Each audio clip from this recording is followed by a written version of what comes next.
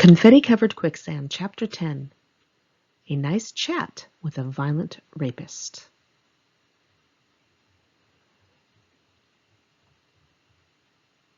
Journal entry, June 20th, 1995. I think a lot about kids right now. It's summer, and they're running around excited that school is out. They don't realize what's coming up in their lives. Good for them. Why should anyone grow up and see any of the stuff I see? I used to love dandelions when I was really little. Big puffball heads, perfect round balls. I didn't like blowing the fluff off of them because it ruined the perfect ball, and it made it into an ugly stem. A regular weed. It was no longer special. I also have a faint memory of being 2 or so and playing with the game Operation, and being rather frightened of the buzzer when I hit the sides.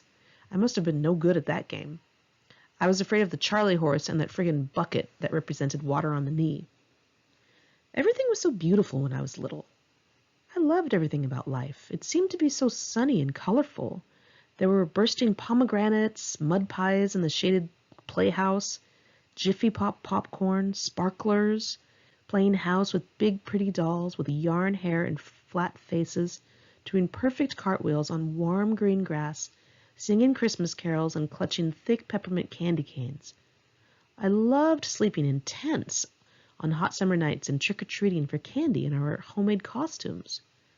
I loved the pinks and the reds and the laced hearts of Valentine's Day, and I loved the leaves falling and the Santa Ana winds, and wearing ribbons in my hair, and climbing up into trees with my Garfield lunchbox to look out over my world. I loved to sit in the window of my bedroom and smell the fruit-scented trees outside while the white curtains ballooned in the breeze. I think a lot about having my own kids one day, somewhere far away where they can't be tainted. I want to make it perfect for them. That's how I saw my childhood. Perfect. Teenage years? Hell no. But childhood? Yes. I'm watching the news. Lana Turner passed away tonight. Heidi Fleiss is going on trial for pandering. There's a bomb threat on LAX. There was a fire in Riverside that killed a babysitter and some kids. The last witness for the O.J. Simpson trial will be Nicole's mother. Los Angeles makes me sad. It's kind of like confetti-covered quicksand. You don't notice you're sinking because there's always a party going on around you. So sensationally slick and fun. I don't feel happy being a young adult in my prime. I wish I were a kid. It's making me choked up. Drinking, guys, tans, beaches, makeups, diets. How stupid it all is, and I can't even get away from it. I can never go back. I think it's good for me to think about the old days and get sad, because then I briefly remember who I once was. But soon enough, I'm back to where I was, falling deeper into a world of emptiness. I wish I could remember things that made me happy as a child more often. Then I would be so sad all the time, so lost all the time. I am even in a new crowd, and I still feel empty and sad. Okay, so the craziest thing in the world happened. There's been a rapist in our neighborhood. The cops even put up flyers on our doors with this description. Red hair, blue eyes, white male, 5'8", 160 pounds or something. He was somehow getting through the secure gates in all of these apartment complexes and knocking on girls' doors, and when the girl opened the door, he would punch her in the face and let himself in. One of the girls in the building next door was raped. She is one of 3 on this street alone, which is a street of pretty dancers and actresses, most of who live by themselves. So the cops are looking for this rapist. It's been kind of going on in the background of my life, but I didn't think to write about it. I was at work, sitting at the tables by the takeout area where the delivery guys sit. They are from an outside company, and we go through them pretty fast. One of them looks about 12, like a little boy, and I talk to him sometimes in passing. And the other day he asked me where I lived, and I told him the street name without thinking, and he said, "Oh, I live on that street." And I was surprised at the coincidence. He asked me which building I lived in, and I told him the one.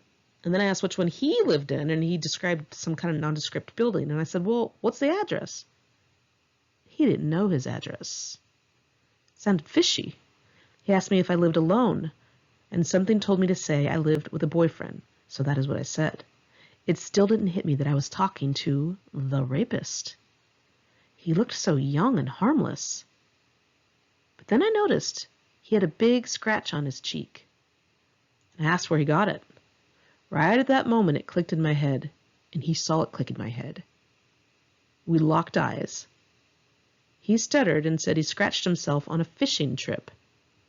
I mentally ran through the description in my head. Oh shit.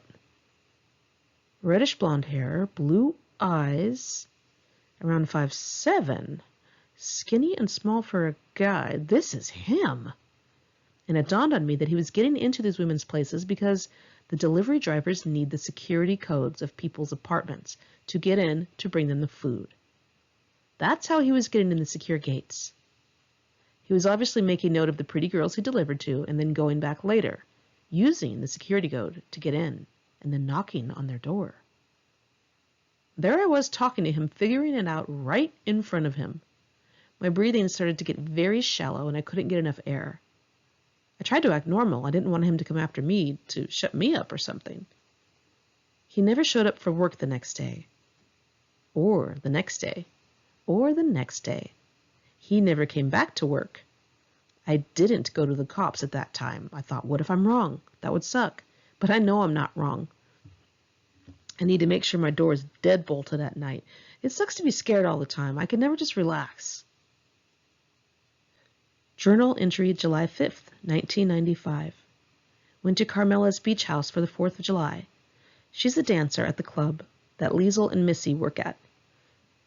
She lives on the boardwalk in Manhattan Beach, right off the sand in a huge condo. It's airy, white, and decorated nicely. She clearly makes bank dancing.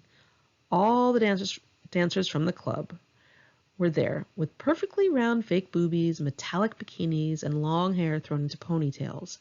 There are lots of pierced belly buttons and tattoos. I went with Liesl, stage name Gia, and we all ate veggie burgers on the sun deck. Keeping their names straight is confusing when you're drunk on 12 pina coladas. There was a delicate blonde named Heidi, who goes by Vanessa on the West Coast. I don't know what that's all about. She wore her hair parted right down the middle, and she pulled 2 little pieces to the sides with barrettes, like Marcia Brady. She was very snotty. Rumor has it that she used to date Prince. There was a brunette named Layla who brought her 5-year-old daughter, who had green hair because, quote-unquote, it's her favorite color. I didn't realize I could have asked my mom for purple and pink hair when I was a kid. Anyway, there was an Asian chick with a total hard body and an American flag bikini who had bad skin. She looked young, and she was not as close with the other girls. There was a young redhead chick with a baby, whose name escapes me, and a pretty girl named Veronica, who had long black hair and bangs. She had this gorgeous Grace Kelly jaw. Poppy would have died, and a white bikini. She was tan and somewhat stocky, with perfect boobs, not very friendly. There was a burgundy-haired, green-eyed chick who was infamous in Hollywood. She was preoccupied. She's the one moaning in one of those Guns N' Roses songs. I think Rocket Queen, if I'm not mistaken. She used to do private shows for Guns N' Roses that involved much debauchery. Other dancers came and went with ugly grunge guys. Carmela and I walked through the crowds on the boardwalk. She's petite and tan, with fake boobs and straight gold and brown, shoulder-length hair, with bangs. She has a really fresh, girlish face and is always upbeat and smiling. At night, we all lit a bunch of illegal fireworks on the sand. Everyone took ecstasy, except for me. Liesl and I were flying through the air and falling on the sand laughing. Some guy asked me why I wasn't rolling on ecstasy with everybody else. I said I didn't want to ruin my skin and have torn up hair by doing drugs. And he's like, oh, so you don't want to do drugs because of your looks? And I said, oh, I didn't know what else to say. The truth is, I'm just too scared. Liesl was one of the queen bees at the strip club. She did whatever she wanted, and they let her. There was no smoking permitted, but she lit up anyway, as if it didn't apply to her. And it didn't. If men weren't tipping while she danced, she kicked their cocktails into their laps without a second thought. One time she was fired. She completely ignored it and showed up to work the next day and continued on. Her bosses kind of bowed down to her and her group of pretty friends and let them do whatever they wanted. Journal entry July 6th, 1995. Liesel, Missy, and I went to Raging Waters again on Monday, which is a water slide park. We laughed so much. We sat in big yellow inner tubes and rode the waves in the big wave pool. I was riding a wave toward a kid who wasn't on an inner tube, and my feet were in front of me, coming at him full force, and I accidentally knocked his ass out. We ate Dippin' Dots, and we took pictures in the photo booth. Liesel made us wear sunblock. She's very mothering like that. Last time Missy and I were there, a bunch of gang members were riding the rides, like serious gang members from 18th Street. They had tattoos that said 1-8 on their chests and backs, and they had frickin' teardrops tattooed under their eyes and whatnot. They were intimidating everyone and cutting in lines, and people were moving aside for them, of course. No one wanted trouble. Then they came and cut into the line we were in, and they got all the way to me. And I put out my arm and I held onto the railing. The first guy hit my hand, and the guys behind him piled up like tattooed dominoes. I turned to the guy and I was like, "You're not cutting in front of me?" Dude, I know I'm crazy. But it just bugged me. He had a scary look on his face for a second, but then I think he thought it was funny. I said, "You can get behind us, but fuck no, you're not going to pass me." They saw our boobs and long hair, which I'm sure helped in the matter. Then they got behind us. We started laughing with them and hanging out. And the next thing you know, we're riding on all the rides together like best friends. I think we were even cutting in lines with them at one point. Journal entry, July 9th, 1995. Last night sucked. Went out with Anthony and an old co-worker named Wendy, his fag hag before me, to some get-together in downtown LA. It was boring. I could not stop yawning. And Friday night I went to some party with Charlie. It was a bunch of rich, young valley brats who were too young for me to be hanging around. The valley's so weird. There are really rich people and really super poor people in the same town. Don't ask me why. Anyway, it was some kid's birthday up in some mansion off Mulholland, and they were all hanging out in the front yard by an old twisty tree in the dark. I felt totally out of place. I didn't know their slang or their references, and I just felt like they could smell how poor I was. They all kept staring at me. I felt like I didn't dress right or talk right, and I was too old. Despite all of that, the young guys were all over me, and I didn't respond, so they started picking on me. One of them was like, "Your belly button's an outie. It should be an innie." And I was like, well, there's got to be something wrong with me, which is probably the snottiest thing I've said in a long time, but I'm sick of people insulting me. It's weird. I get these incredible compliments, but along with them are some of the worst insults I've ever heard. You would be amazed at the mean things people say to me, many of which I don't write down because they hurt my feelings. Mostly that I'm fat, ugly, poor, etc. Don't ask me about Poppy. I will fill the whole book up talking about how annoyed I am with her. So far this month, she hasn't worked a goddamn day and has been partying every single night. She hasn't paid her half of the rent yet, and I'm not going to let her live here for free. Nothing is free around here. I have diarrhea and a headache. Aren't those symptoms of some deadly disease? Well, if Anthony and Bertie are still standing, then there's no way I will be going down before those two. Journal entry, July 16th, 1995. I'm depressed. I haven't moved all day. I feel delirious.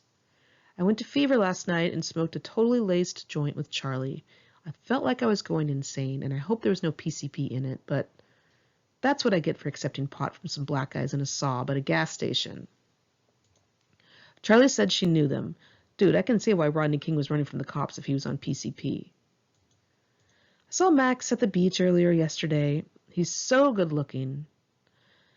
He was at Zuma 6, and I was at Zuma 5. Zuma is the name of the beach, by the way. It's in Malibu, and the numbers are the specific lifeguard stand.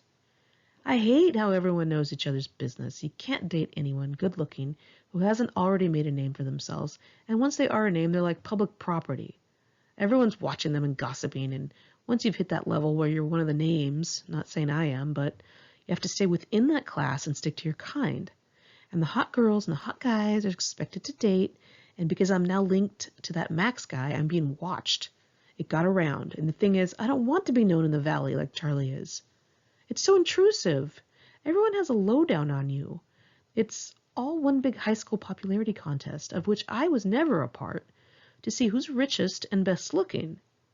It gave me some status to date this guy, and it moved me away from looking like a music scene groupie, so that's good. It was good for my image, I guess, but what a pain in the ass. I want him out of my life so bad. I feel like if I start liking him, it just would never work. He would sleep with me, dump me, and tell everyone all the details. And I wish I wouldn't run into this guy everywhere I go. I want to date a bunch of guys and not be thinking about this guy. I wonder when I'll stop thinking about him. Poppy and I are searching for any kind of sedatives to knock us out so we can get this day over with. Journal entry, July 18th, 1995. I'm lying in bed. I just cursed Poppy out, and she's on the stairs looking suicidal because she thinks she looks like a hag.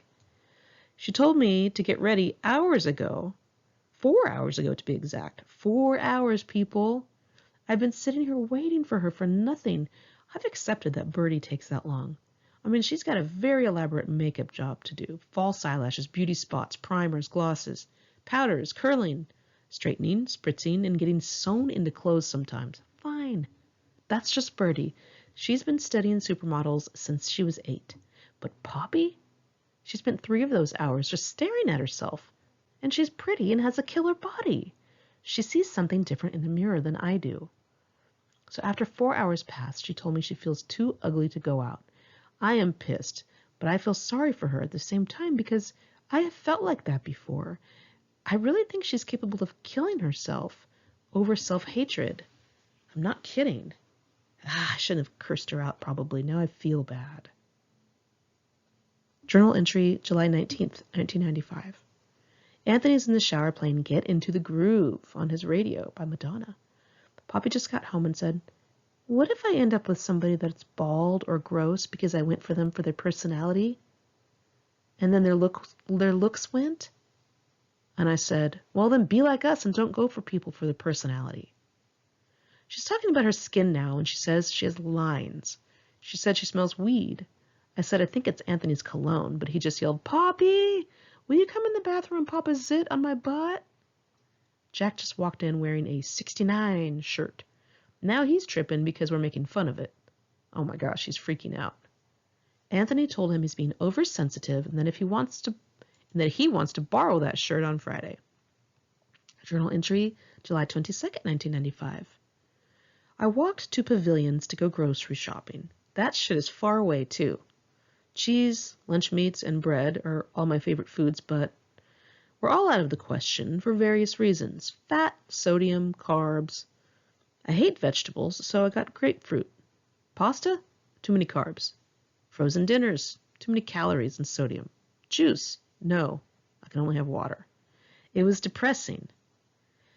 I purchased 1 magazine, Cosmo, a pack of gum, 4 grapefruit, and a box of saltine crackers. Which, hello, carbs.